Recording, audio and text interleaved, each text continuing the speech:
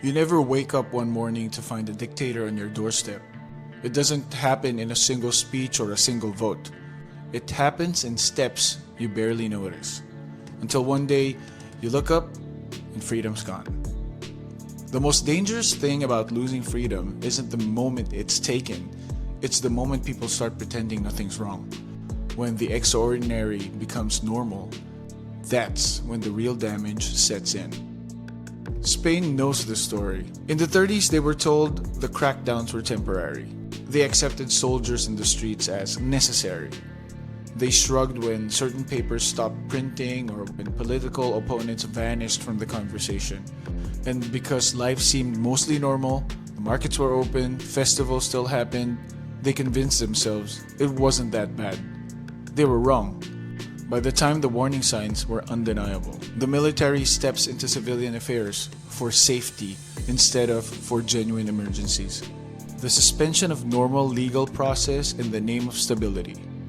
Vilifying dissenters as enemies of the state rather than fellow citizens.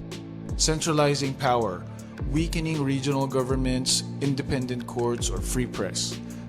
Using fear as a policy tool, keeping the public on edge so extraordinary powers feel necessary. Spain in the 1930s didn't spot these fast enough. What started as restoring order slid into civil war, then a dictatorship under Franco that lasted almost 40 years. Civil liberties evaporated, the press became propaganda, and public life was a performance of loyalty. But when Spain emerged in 1975, it made the return trip impossible. The 1978 Constitution locked the military firmly under civilian control. It gave regions autonomy, it strengthened courts, it guaranteed a free press and the right to protest. And Spaniards, having lost these once, built a political culture ready to push back the moment those warning signs flicker again. Here's the lesson for anyone feeling uneasy where they are right now. If the extraordinary is becoming ordinary, if the lines keep moving and people keep pretending it's fine, that's our signal. Spain has already paid the price for waiting too long, and it built a system to make sure it never has to again. So why does it matter now? If you're thinking of building a life somewhere else, remember this.